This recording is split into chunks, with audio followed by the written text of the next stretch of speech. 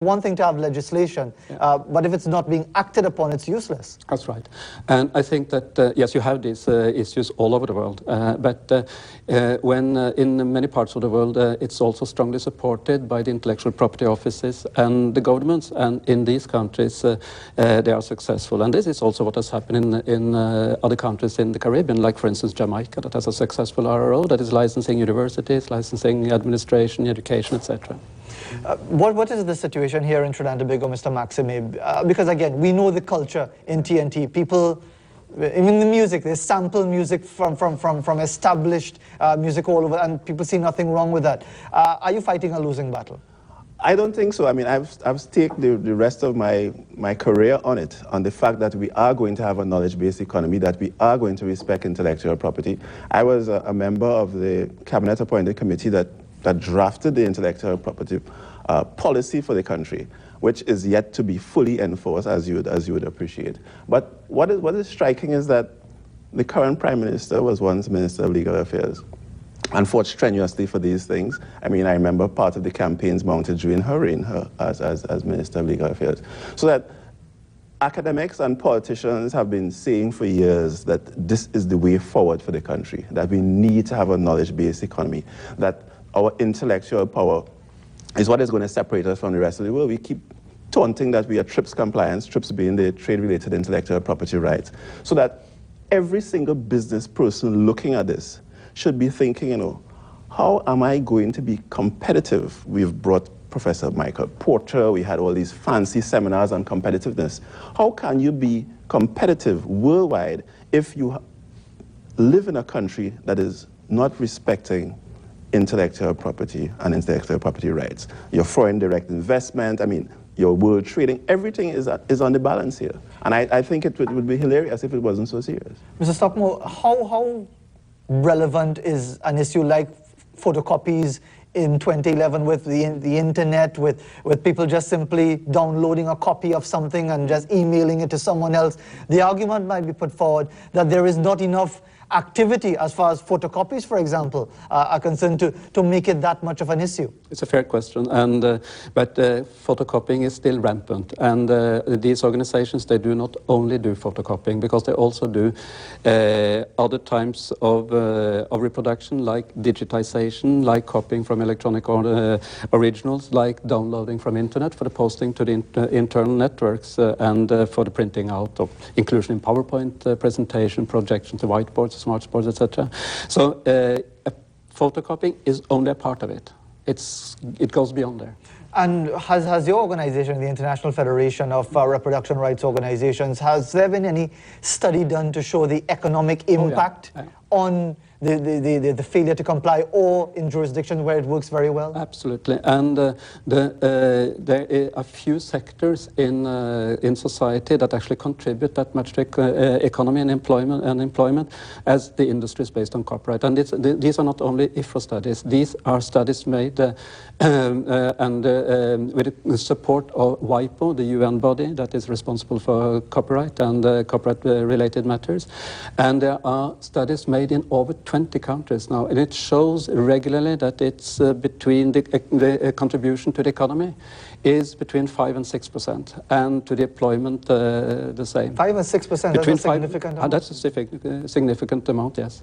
And it goes up to more than 10% in countries like Australia, US, etc., where they're really protecting copyright and pushing it.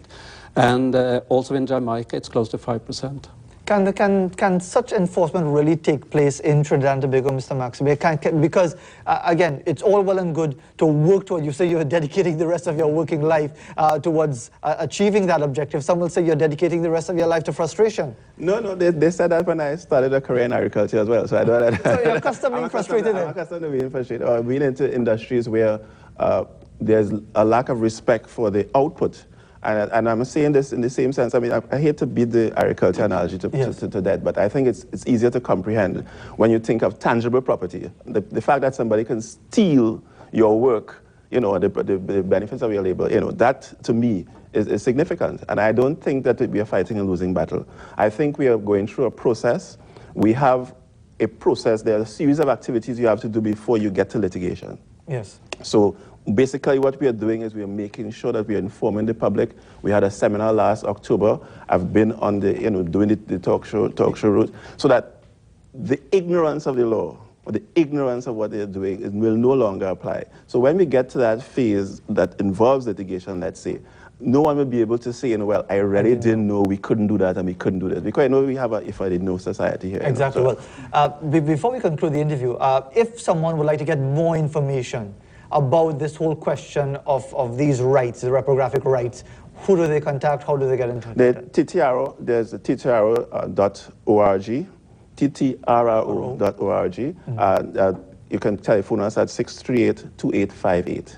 638-2858. And the follow-ups to the information blitz that you might be providing via the talk shows and so on, it requires a tremendous amount of information being put out there. How is that being done? Well, it has been done and is continuing. Remember, we were incorporated in 2003.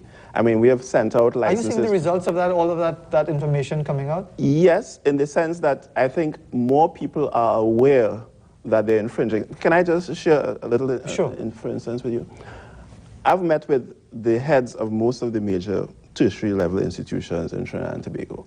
And at one particular interview, the head of that particular tertiary level institution said, when I was working in the US, I mean, we know we had to get a license, but yeah, it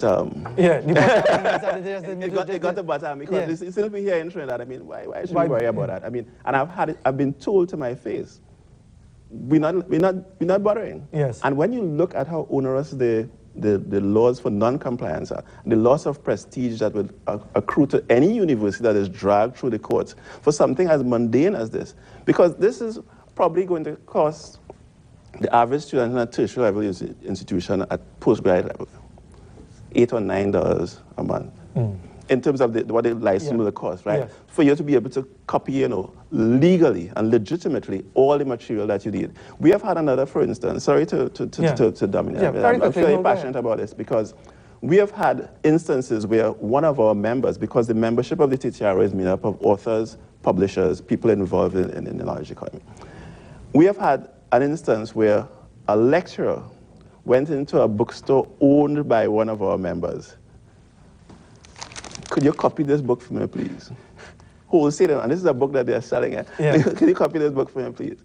And lecturers are selling course packs. I mean, it defies further description, and that's all I can say. Yes, it defies further description. There's certainly a challenge there as far as the knowledge-based economy, to get that knowledge out and an awareness, and hence the presence of Mr. Stockmore here in Trinidad and Tobago. Thanks very much for coming in, sir, and we certainly hope that you continue to fight the good fight.